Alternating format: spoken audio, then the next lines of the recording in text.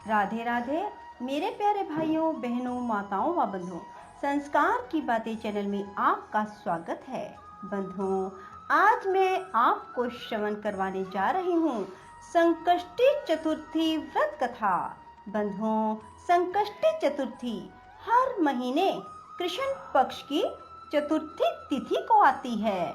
बंधुओं, इस दिन गणेश चतुर्थी का व्रत किया जाता है। इसे संकष्टी चतुर्थी भी कहा जाता है। बंधुओं, जो मनुष्य भी संकष्टी चतुर्थी का व्रत करते हैं उनके जीवन में कभी भी आर्थिक संकट नहीं आते, अर्थात उन्हें आर्थिक संकटों का सामना नहीं करना पड़ता। बंधुओं, जो व्रत नहीं भी करते हैं वे यदि संकष्टी चतुर्थी की कथा सुनते हैं तो उनके भी सभी आर्थिक संकट सदा के लिए समाप्त हो जाते हैं। बंधुओं, यदि आपने हमारे YouTube चैनल संस्कार की बातें अब तक सब्सक्राइब नहीं किया तो जरूर करें और बेल आइकन दबाना ना भूलें। बंधुओं, वीडियो को पूरी सुनने के बाद कमेंट बॉक्स में जय गणेश भगवान लिखना ना भूलें। बोलो गणेश भगवान की जय हो, संकट चौथ माता की जय हो। एक बुढ़िया का लड़का सवेरे गायें चराने जंगल में जाता था और शाम होने पर घर पर वापस आ जाता था। सारे दिन की मेहनत के बावजूद भी वह सिर्फ 8 पैसे रोज के कमाता, जिससे माँ बेटे का गुजर बसर होता था। बुढ़िया का चौथ माता का व्रत था और बुढ़िया चौथ की कहानी सुनने का व्रत और नियम करती थी। व्रत के दिन 5 लड्डू बनाती, 2 चौथ के विनायक के और एक अपना। इस तरह नियम पालन करने से वह मोटी होती जा रही थी। आस पड़ोस की महिलाएं इस बात से जलती थी। उन्होंने बुढ़िया के लड़के को बहकाया। लड़के ने सोचा, मैं तो सारे दिन मेहनत करके सूखी रोटी खाता हूँ और मेरी माँ घर बैठे बैठे लड्डू खाकर मोटी होती जा रही है। इसी सोच के कारण वह एक दिन गाय चराने नहीं गया और छुप कर बैठ गया। उस दिन चौथ थी। बुढ़िया 2 पैसे का घी लाई, सदा की तरह 5 लड्डू बनाए और भोग लगाया। लड़का चुपके चुपके सारी रात देखता रहा। दूसरे दिन वह बुढ़िया से बोला, माँ मैं कमाने के लिए जाऊंगा, यहाँ कमाई बहुत थोड़ी है। बुढ़िया ने बहुत समझाया पर वह नहीं माना। तो बुढ़िया ने कहा, ठीक है, जैसे तुम्हारी मर्जी, चले जाओ। पर बुढ़िया ने जाते समय कुछ अनाज के दाने और एक पानी की कलशी उसे दे दी। इनसे वह रोज कहानी सुना करती थी। जाते समय बुढ़िया ने समझाया कि ये दोनों चीजें तेरी संकट में सहायता करेंगी, सो सदा अपने पास इन्हें संभाल कर रखना। सवेरे होते ही वह निकल गया और चलते चलते राह में एक नदी आई। बरसात का मौसम था। नदी में पानी चढ़ा हुआ था।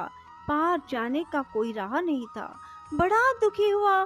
बुढ़िया की बात याद करके उसने हाथ में अनाज के दाने लिए और विनती की, हे चौथ माता, मेरी माँ मेरे लिए ही तेरा व्रत करती थी, तो बहता पानी कम हो जाए और मुझे पार जाने का राह मिल जाए। इतना कहकर कलश में से पानी लेकर छींटे दिए। राह मिल गया। लड़का पार हो गया। आगे जंगल में पहुंचा तो एक शेर मिला। लड़के के होश उड़ गए। उसने झट अनाज के दाने हाथ में लिए और विनती की, हे चौथ माता, अगर मेरी माँ ने मेरे लिए व्रत किए हैं तो यह सिंह गाय बन जाए। पानी के छींटे देते ही शेर गाय बन गया और चरने लगा। लड़का आगे निकल आया। सांझ होते होते एक गांव में जा पहुंचा। गांव में घुसते ही एक बुढ़िया का घर आया। अंदर जाकर बुढ़िया से रात बिताने के लिए जगह मांगी। बुढ़िया ने दया करके हाँ भर ली। वह ठहर गया। रात को उसने देखा बुढ़िया माल पुए बनाती जा रही है और रोती जा रही है। लड़के ने अचंभा किया। बुढ़िया ने बताया, बेटा, यहाँ का राजा छठे महीने एक पकवान पकाता है और पकने के लिए हर बार एक आदमी की बलि दी जाती है। उसका नियम यह है कि बारी बारी हर घर का एक आदमी लिया जाता है। आज मेरे 7वें लड़के की बारी है, उसको आज मालपुए खिलाऊंगी। सुबह होते ही राजा का बुलावा आ जाएगा। लड़के ने कहा, माँ चिंता मत कर, कल तेरे लड़के के बदले मैं जाऊंगा। बुढ़िया ने कहा, दूसरे के बदले कौन मरता है, मैं तुझे क्यों भेजूं? लड़के ने कहा, नहीं मैं जाऊंगा, ला मालपुए मुझे खिला दे। बुढ़िया ने मालपुए खिला दिए। लड़का खाकर सो गया। सुबह होते ही राजा का सिपाही आया। बुढ़िया ने उसे लड़के को उठाने के लिए बर्तनों की आवाज की और बड़बड़ाना शुरू किया। लड़के की आंख खुली, बात समझ गया और जाने के लिए तैयार हो गया।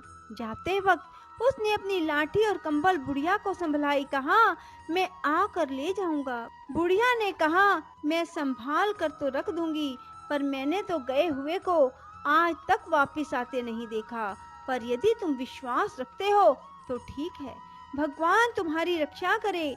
लड़का चला गया। जगह पर जाकर लड़के ने देवताओं को याद किया और अनाज के दाने निकालकर पानी की घंटी ली और चौथ विनायक को याद करके अपने चारों तरफ देखा और एक चौकी पर बैठ गया। कजावा चिनकर आग लगा दी गई।